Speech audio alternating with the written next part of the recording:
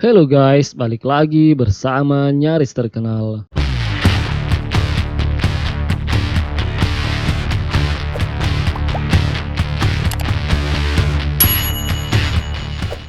Meningkatnya potensi konflik di Laut Tiongkok Selatan menyebabkan banyak negara di kawasan Asia Tenggara mempersenjatai diri dengan senjata-senjata canggih.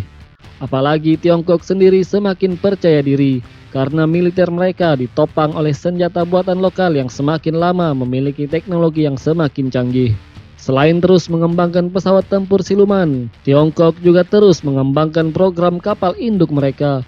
Setelah sukses meretrofit kapal induk bekas Varyak milik Uni Soviet yang kemudian menjadi kapal induk Liaoning, Tiongkok juga sedang bersiap meluncurkan kapal induk kedua mereka yang merupakan produksi dalam negeri dan bersiap untuk membuat lagi yang ketiga.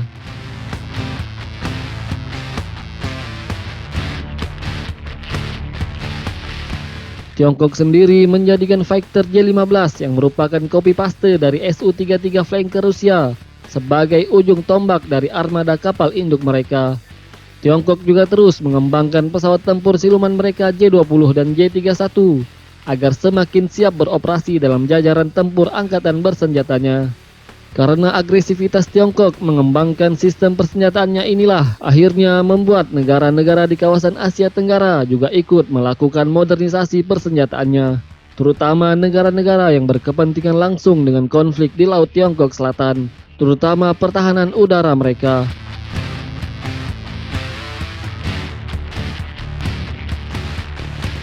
Angkatan Udara Vietnam menjadikan Su-30 MKK mereka sebagai ujung tombak pertahanan udaranya, di samping rudal anti pesawat S-300 dari Rusia.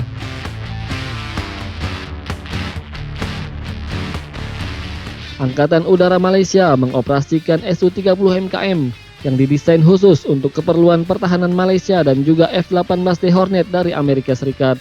Saat ini Angkatan Udara Malaysia juga sedang mengadakan program NCRA untuk mengganti pesawat tempur MiG-29 Fulcrum dan F-5 Tiger milik mereka.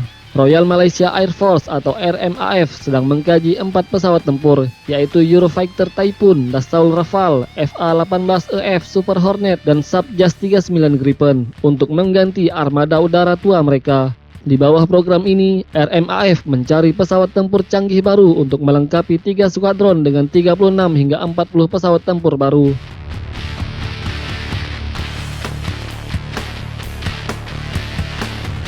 Angkatan Udara Filipina baru saja memulai program modernisasi alutsista mereka dengan membeli jet tempur ringan F-50 Golden Eagle dari Korea Selatan dan mempertimbangkan pembelian multi-role fighter aircraft seperti F-16C dan D Fighting Falcon dan JAS 39 Gripen. Yang terbaru adalah Singapura. Sebagai negara kecil di ASEAN, negara ini tengah bersiap membeli jet tempur canggih terbaru dari Amerika Serikat, yaitu F-35A Lightning II. Rencananya, jet tempur canggih ini akan menggantikan armada F-16C dan D Block 52, Angkatan Udara Singapura yang dinilai akan menua dalam waktu 10 tahun lagi. Saat ini, Singapore Air Force mengoperasikan 60 unit Fighting Falcon di samping F-15SG Strike Eagle dalam jajaran arsenal tempur utama udaranya. Pembelian F-35A Lightning II ini tentu akan berdampak sangat signifikan terhadap persoalan geopolitik dan geostrategi di kawasan Asia Tenggara. Angkatan Udara Singapura akan dinilai sebagai kekuatan paling menakutkan di antara anggota ASEAN lainnya. Dan di kawasan Tenggara Asia, Angkatan Udara Singapura akan menjadi operator kedua pesawat tempur canggih generasi kelima yang digadang-gadang memiliki fitur kasat radar ini setelah Angkatan Udara Australia, di mana Angkatan Udara Australia telah memesan 62 fighter canggih tersebut.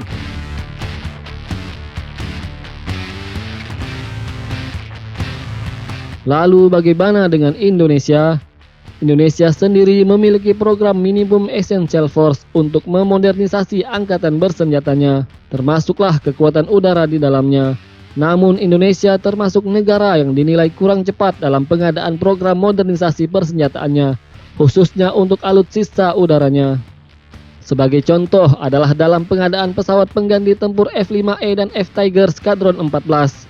Pesawat tempur yang resmi dipensiunkan sejak tahun 2017 silam hingga kini penggantinya belum juga datang. Memang Su-35 Super Flanker telah menjadi pilihan TNI Angkatan Udara untuk menggantikan pesawat F-5 Tiger Squadron 14. Tapi hingga saat ini Su-35 yang digadang-gadang akan menjadi pesawat tempur paling canggih TNI AU belum dapat dipastikan kedatangannya.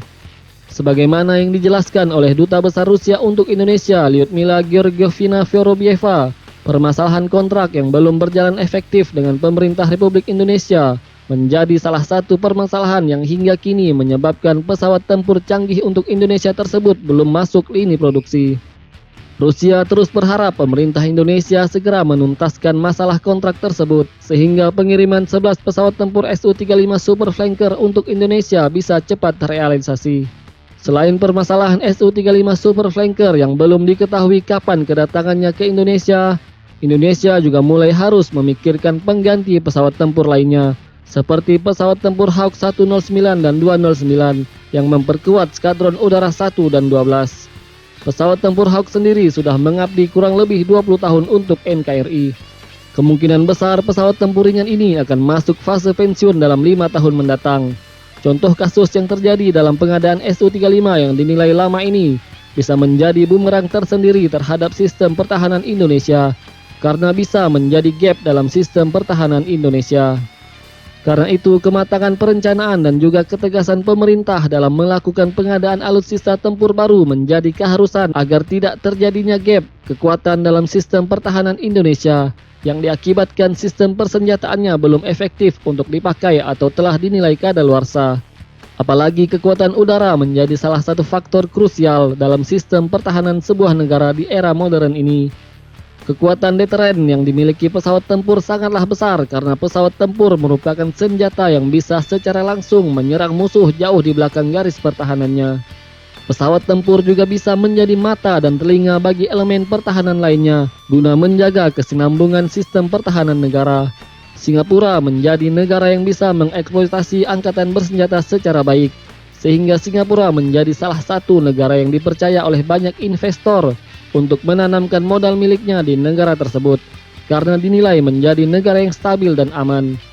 Karena hal tersebut, Singapura bisa maju secara ekonomi walaupun memiliki sumber daya alam yang tidak terlalu banyak dan juga luas wilayah yang amat sangat kecil dibandingkan negara tetangganya. Singapura juga mengontrol beberapa ruang udara milik negara tetangganya, termasuk wilayah udara Indonesia di atas langit Kepulauan Riau yang masuk dalam wilayah FIR-1. Saat ini pemerintah Indonesia memang sedang berupaya untuk mengembalikan kontrol ruang udara di atas Kepulauan Riau tersebut agar bisa dikelola kembali oleh Indonesia. Pengembalian kontrol ruang udara tersebut selain memiliki arti strategis bagi pertahanan, memiliki arti strategis juga bagi ekonomi Indonesia. Masalahnya, apakah Singapura akan dengan cuma-cuma memberikan kontrol ruang udara yang berharga tersebut kepada pemerintah Indonesia?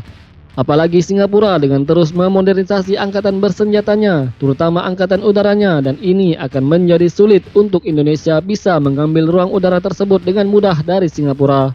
Efek deteren yang dimiliki oleh TNI, khususnya TNI Angkatan Udara, masih kurang kuat untuk menandingi efek deteren yang dimiliki oleh Angkatan Udara Singapura. Karenanya, pemerintah harus sangat serius untuk terus memperkuat alutsista TNI, terutama alutsista strategis untuk TNI Angkatan Udara. Program Minimum Essential Force memang masih terus berjalan hingga tahun 2024 nanti. Tapi setelahnya pemerintah harus terus menyiapkan perencanaan yang matang untuk terus memperkuat angkatan bersenjatanya. Angkatan bersenjata sebuah negara juga harus selalu kuat karena selain menjadi garda terdepan dalam sistem pertahanan suatu negara, kekuatan angkatan bersenjata juga bisa menjadi kekuatan penggentar di meja diplomasi. Sebagai contoh bahwa hard power bisa membantu kepentingan pemerintah di meja perundingan adalah dalam kasus Papua Barat. Show on force yang dilakukan oleh Angkatan Bersenjata Indonesia berhasil memenangkan Indonesia di meja diplomasi, sehingga Belanda setuju untuk membawa masalah Papua Barat ke dalam meja perundingan kembali. Salah satu yang mengagumkan adalah ketika itu, jajaran pesawat tempur TNI Angkatan Udara dilengkapi oleh bermacam varian pesawat tempur baru tercanggih buatan Uni Soviet pada zamannya, seperti MiG-21 Fishbat dan bomber Tu-16 Badger, serta berbagai senjata pendukungnya. Dengan kekuatan seperti itu, TNI AU pernah menjadi angkatan udara terkuat di bagian bumi selatan pada masanya. Dengan ketangguhan pesawat-pesawat TNI Angkatan Udara ketika itu menjadi salah satu faktor pendukung kenapa Belanda rela menyerahkan wilayah Papua Barat kembali ke pangkuan Ibu Pertiwi dibanding harus berkonfrontasi secara langsung melawan kekuatan Angkatan Perang Indonesia saat itu.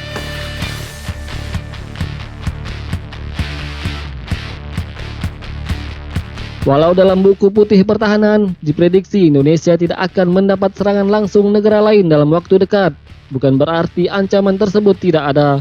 Potensi konflik yang menghantui sebuah negara selalu ada, baik itu secara nyata maupun asimetris. Apalagi dengan posisi Indonesia yang sangat strategis dan juga memiliki sumber daya alam yang melimpah. Potensi ancaman konflik yang mengancam pertahanan dan keamanan selalu terbuka. Saat ini tulang punggung kekuatan udara Indonesia masih dipegang oleh armada Su-27 dan Su-30 Flanker dan F-16 Fighting Falcon Blok 15 dan 25. Namun dengan negara tetangga yang terus memperkuat dirinya dengan pesawat-pesawat tempur canggih, Indonesia juga mau tak mau harus terus mengupgrade sistem pertahanannya agar efek deteren yang dimiliki oleh Indonesia terus terjaga dan juga bertambah kuat di mata percaturan geopolitik dan geostrategi di kawasan maupun dunia.